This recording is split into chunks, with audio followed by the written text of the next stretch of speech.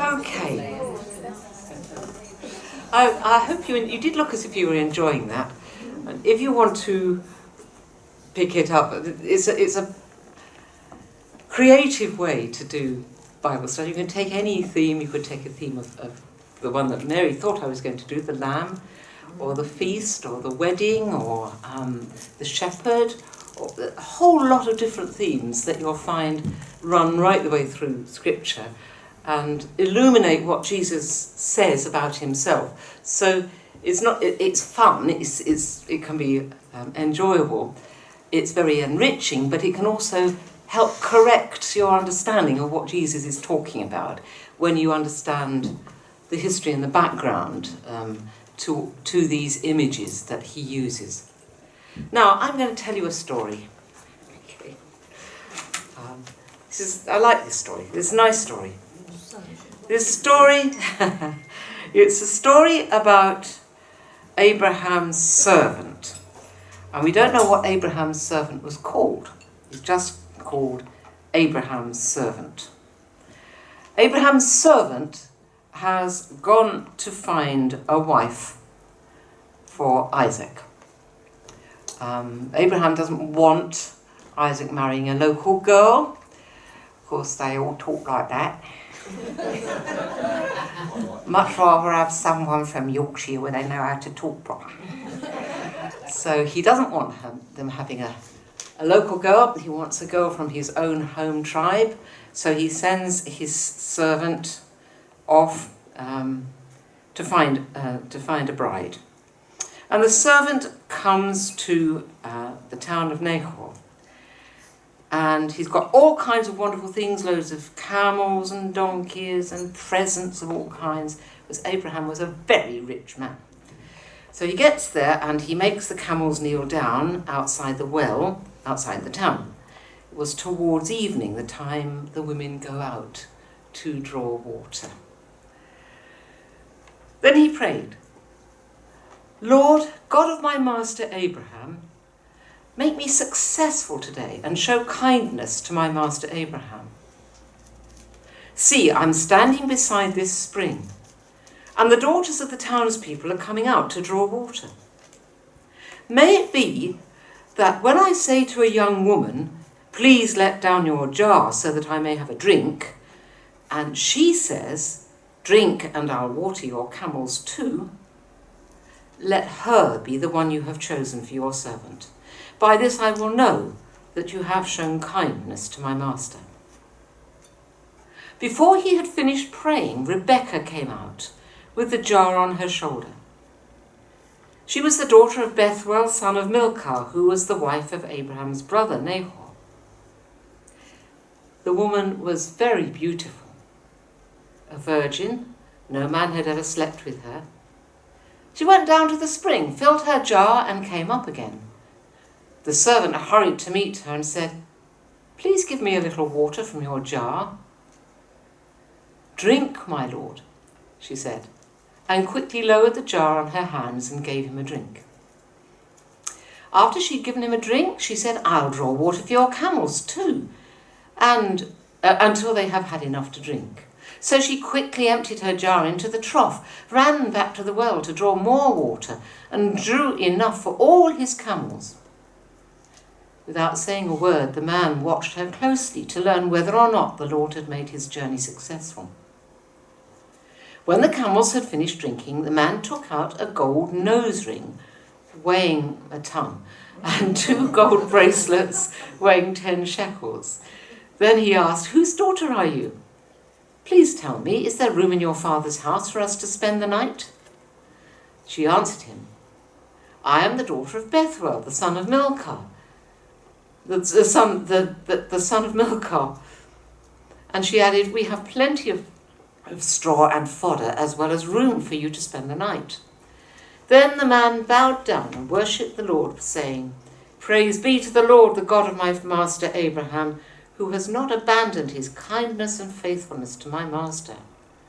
As for me, the Lord has led me on the journey to the house of my master's relatives." The young woman ran and told her mother's household about these things. Now Rebekah had a brother named Laban, and he hurried out to meet the man at the spring.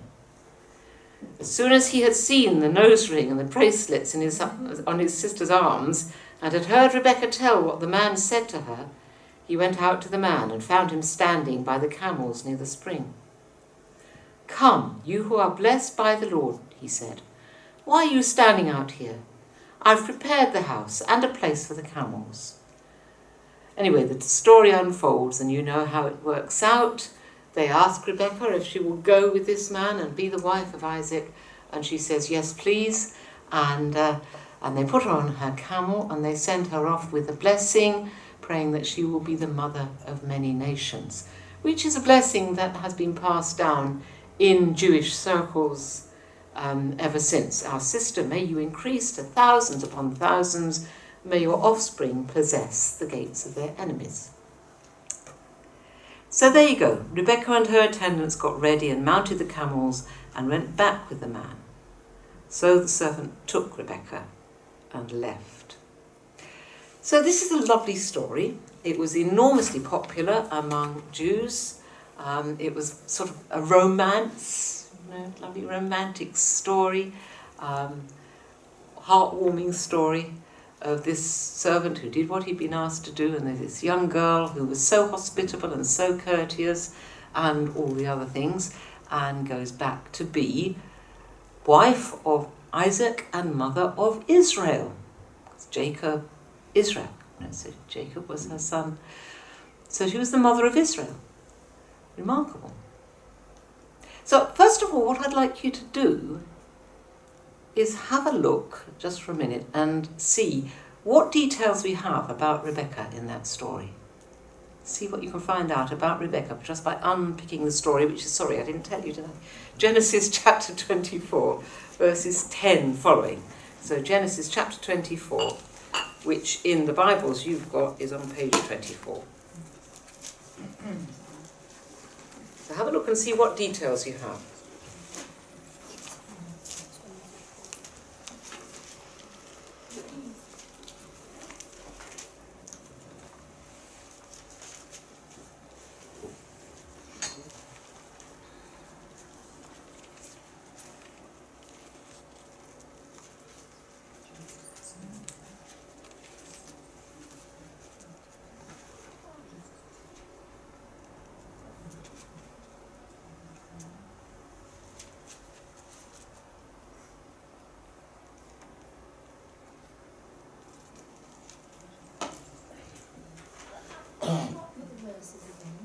Sorry?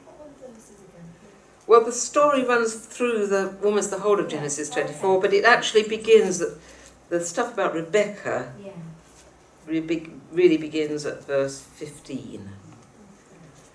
It is quite a long story, so you might have to skip in and out of it.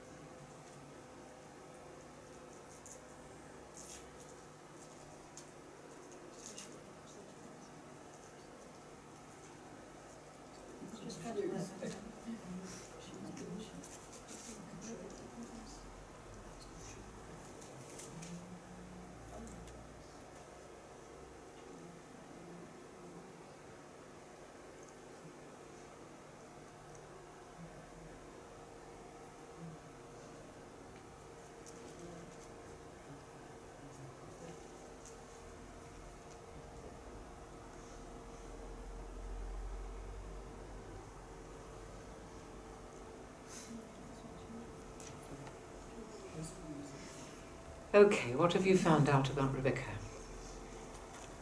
Well, for one thing, she's prepared to go the extra mile, and sort of she offers to go beyond what you normally would. She waters the camels.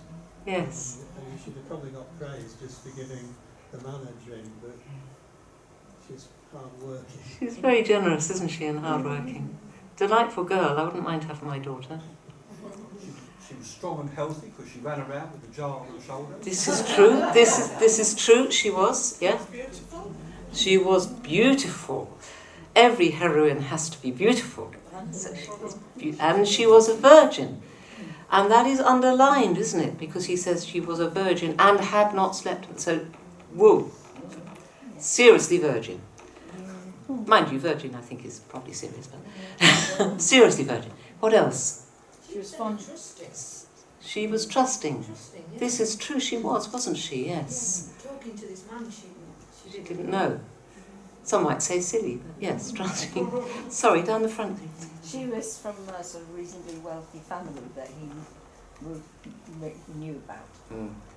She was. She was wealthy, and so was.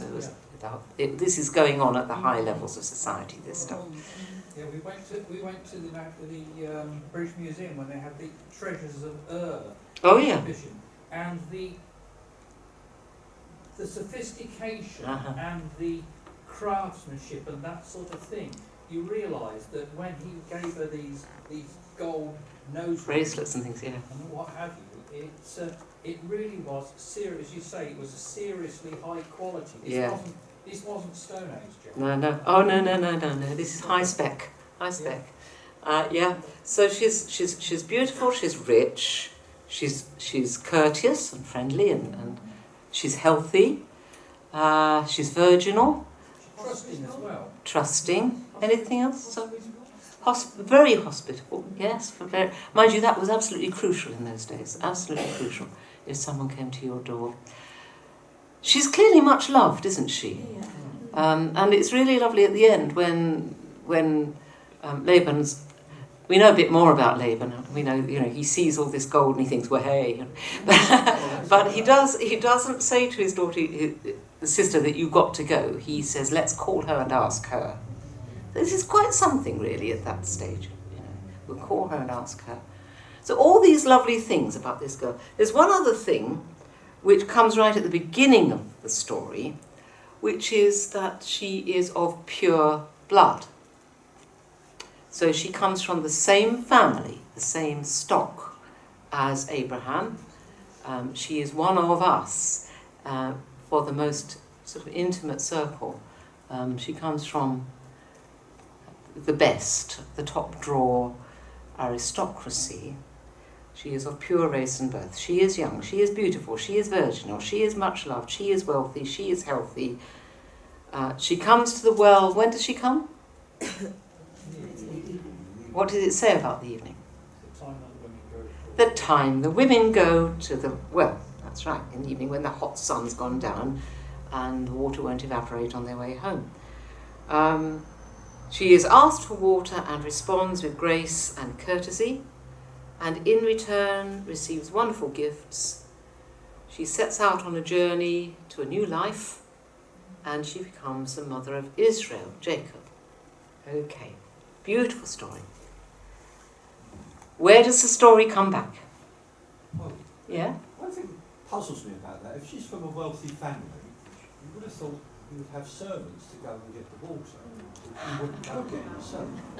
So is that an indication that she's prepared to be a servant to get the water?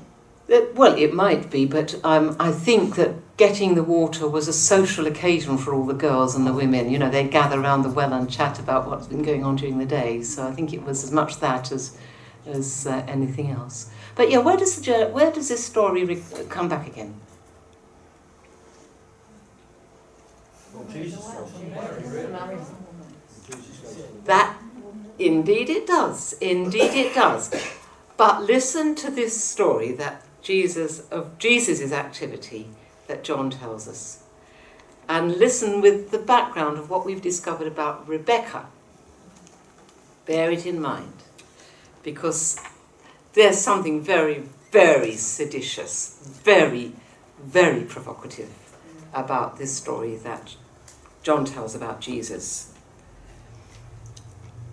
Jesus has been on his travels and he's thirsty. Jacob's well. Now, isn't that interesting? John immediately alerts us to the connection. It's Jacob's well that he sits down beside, just in case we're not going to get the message. Jacob's well was there, and Jesus, tired as he was from the journey, sat down by the well. It was about noon, midday, when a Samaritan woman came to draw water. Jesus said to her, "Will you give me a drink?" His disciples had gone into the town to buy food. The Samaritan woman said to him, "You're a Jew, and I'm a Samaritan woman. How can you ask me for a drink?" For Jews do not associate with Samaritans. Jesus answered her, "If you knew the gift of God, and who it is that asks you for a drink, you would have asked him, and he would have given you living water." "Sir," the woman said, "you have nothing to draw with, and the well is deep. Where can you get this living water? Are you greater than our father Jacob, who gave us the well and drank from it himself, as did also his sons and his livestock?" Jesus answered, "Everyone who drinks this water will be thirsty again. But whoever drinks the water I give them will never thirst. Indeed, the water I give them will become in them a spring of water welling up to eternal life." The woman said to him, "Sir, give me this water so that I don't get thirsty and don't have to keep coming here to draw water." He told her, "Go, call your husband and come back." "I have no husband," she replied. Jesus said to her, "You are right when you say you have no husband, for the fact is you've had 5 husbands, and the man you now have is not your husband. What you have just said is quite true." "Sir," the woman said, "I can see that you are a prophet. Our ancestors worshipped on this mountain, but you Jews claim that the place where we must worship is in Jerusalem." "Woman," Jesus replied, "believe me, a time is coming when you will worship the Father neither on this mountain nor in Jerusalem. You Samaritans worship what you do not know. We worship what we do know, for salvation is from the Jews.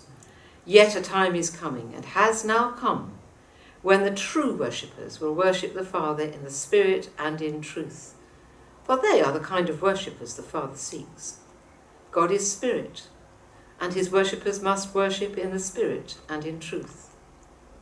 The woman said, "I know that Messiah, called Christ, is coming. When he comes, he will explain everything to us." Then Jesus declared, "I, the one speaking to you, I am he." Just then his disciples returned and were surprised to see him talking with a woman. But no one asked, "What do you want?" or "Why are you talking with her?" Then, leaving her water jar, the woman went back to the town and said to the people, "Come, see a man who told me everything I've ever done. Could this be the Messiah?" They came out of the town and made their way towards him. Now, it's so many things in that chapter. It's just a wonderful chapter, isn't it? You can dig and dig and dig. But one of the things going on there is the theme that runs through all of the Gospels. It's sort of upending the values of society. It upends everything. So this woman is here very clearly laid out. If Rebecca is the heroine, she's the anti-heroine, isn't she? So what have you learned? Look at the passage and see what it tells you about her.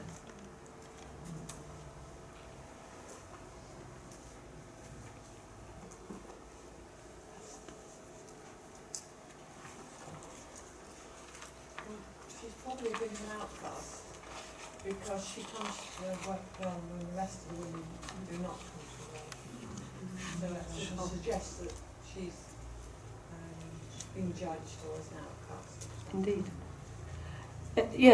She wouldn't be there at noon if the other women were not going to chase her away. She'd have gone in the evening because that's when the women went, as we've just heard. So what's she doing there at noon? She can't go when the other women are there because they won't have anything to do with her. And then we find out why they won't have anything to do with her, because she is a reject. She's been divorced all these times. And she could be divorced for the most stupid reasons. She could be divorced because she didn't make a good dumpling, or she got wrinkly, which happens to us, doesn't it? So, a bit tragic if you're, oh, I want a new model. That's why Jesus was so down on divorce, because it did happen. It was very much a matter of, I want a new model. Off you go. And if you hadn't got another man to go to, a father or a brother to go to, then, and you had children to provide for, you had no choice but to move in with another man. Because a woman by themselves would probably starve, or the children would starve. So you moved in with another man, and then he'd get fed up and kick you out, and you'd move in another. So she may well have been a victim, and sometimes she's painted as a prostitute, but she may well have been a victim of a very abusive social society, a social order, which Jesus was very hostile towards. So yes, we have all kinds of things about her, don't we? She's very chatty, it's almost as if she's so lonely. Because Rebecca, it said she didn't say a word. No. She just Did it? Yeah. I think the contrast in that was really struck me. That's interesting thought, Margaret. Yes, she was really keen to engage in conversation. Yes. She challenges the request for water. Rebecca was only too keen to provide the water. Yes. Because of this dual and Samaritan tensions, she immediately challenges why to be asleep. Yes. I think she was shocked, wasn't she? She was shocked because that sort of thing wouldn't... first of all, here he is sitting there talking to a woman, and it may have been evident from his clothes or his hair that he was a rabbi. So doubly scandalous. Talk to a woman. Dear, oh dear. In Rabbis. the time of Abraham, it appeared that the servant, presumably a man, would talk to a woman, and that wasn't a problem. Yes, So it's how did that interesting. change? Well, that is interesting, and it may well be that that's a societal change. That in a nomadic society, where if you walked across the desert all day, people would rush out to greet you and meet you. Whereas now we're in a settled world where people living in villages and round wells. But it is an interesting reflection that Abraham's servant, who also was evidently very wealthy. Of course, that wouldn't make any difference to us, but very wealthy man was welcomed. The question of Jews and Samaritans is running there as well, very strongly. As Jews would call Samaritans, as you probably know, would call them dogs. The level of racism was astounding, and the really deep hostility between Jews and Samaritans was, it had erupted into violence on many occasions. So that he as a Jew would address her as a Samaritan, that he as a rabbi would address her as a woman, that he as a rabbi would address her as very evidently a bit of a tatty woman, These were all levels of shock, and Jews were very, very meticulous about what they drank out of. And of course an Orthodox Jew still is. If any of you have got Orthodox Jews as friends, you'll know they have a separate set of cups and plates and cutlery for you, which they don't use. So you would be defiled if you drank from a Samaritan's cup. That would really defile you seriously. And one of the problems with Jesus is he kept on going and getting seriously defiled. This, really outraged people. So she's a Samaritan, whereas Rebecca was of the right race. That's heavily underlined. She was of the right tribe, of the right race, of the right people. This woman was not. She was of the wrong race, the wrong tribe, the wrong people. Sorry, Peter. I was just going to say that this passage with Jesus and the woman by the well always fascinated me, in as much as you've got a young man there who is in his early 30s, Jesus. You've got this woman who's had a bit of a life. And I think, for me, there is a definite twinkle in both sets of eyes. I think this is one of those wonderful conversations we can have Jesus all serious all the while. And I think this was a very light conversation in many ways. It wasn't an intense religious conversation. It was a lovely conversation between two people, and how Jesus, this is very much the humanity of Jesus coming through to her, accepting her as she was. Absolute. That, yes. I mean, the fact that he did open up a conversation with her and ask her for water was a gesture of extraordinary generosity on his part. So here he is the welcomer. He is the one who's making the gesture, and she is, what's going on here? This is very strange. But so we know there are these differences. Rebecca, wonderful, pure blood, whatever. Samaritan woman, one of the dogs. Rebecca, young. Now, if this woman's been through 6 men, she's certainly not young, is she? I don't know how old she is, poor old stick, but she probably looks pretty ancient, I should think, by then. Beautiful, not beautiful. Not beautiful. Virginal. Remember how strongly that's underlined? That Rebecca was a virgin and had not slept with a man. And this lady, it is underlined, many men. Many men. So it's sort of, the parallel is drawn very vividly and very deliberately. One was much loved and came to the well when all the other girls were coming there. The other, nobody loved and had to come alone at noon. Again, very clearly outlined that this was different. But with all those differences of the heroine and the anti-heroine, with this poor, messed up woman who had received nothing good from men. I think it's interesting, Peter suggesting that maybe now she's receiving something good from a man. So she does receive extraordinary things from Jesus. Just as Rebecca was given gold, so this woman was given living water.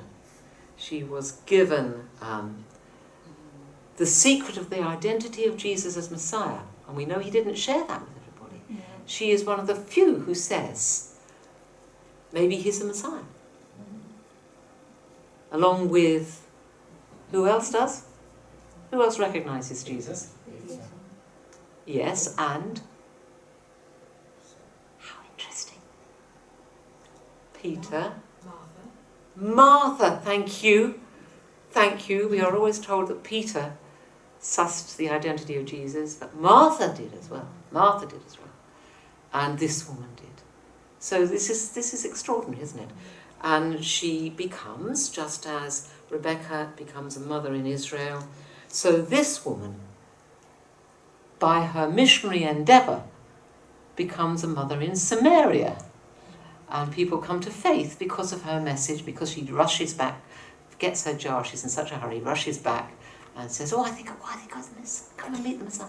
So they all come out to meet the Messiah, and a lot of them come to faith. Mind you, when they come to faith, they won't acknowledge that she had any part in it, but that's, yeah, that's a bit sort of par for the course, isn't it? But she becomes a mother in Israel, a mother in the new Israel. So amazing parallels that are there. And it's worth tracking these stories backwards and forwards because they are illuminating, I think, don't you?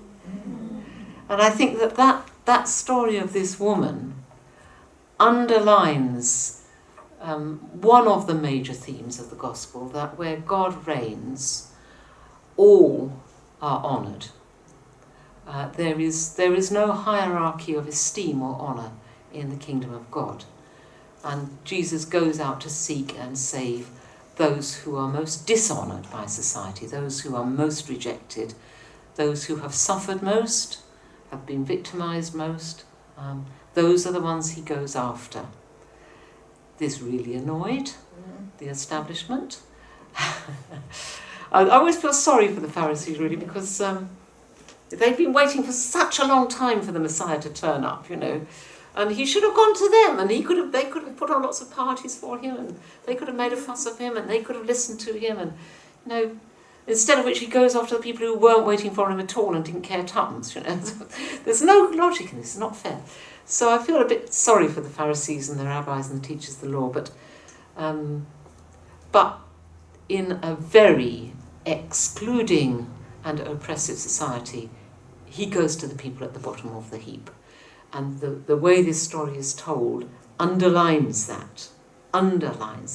He is the God of the anti-heroine and the anti-hero, as well as of the heroine and the hero. So whichever you have been, whichever path your life has taken, anybody here been divorced 5 times? That's a relief. I did have someone in one of my congregations, I think she was on her 6th man. She was a sucker. Yes. Is the fact that Rebecca is kind, generous, and outgoing, right? You then go through between Genesis, by poor understanding, you go through Leviticus and all those rules and regulations that are then installed. So you have the generous person, and then you get all the rules which get in the way that forbid the man talking to a Samaritan woman because somehow that's all wrong. I think that's a very good point. I think that is a very good point, that there may have been many other people who felt it was not only unkind but actually quite vicious to treat Samaritans like that and to treat women like that and to treat divorcees like that.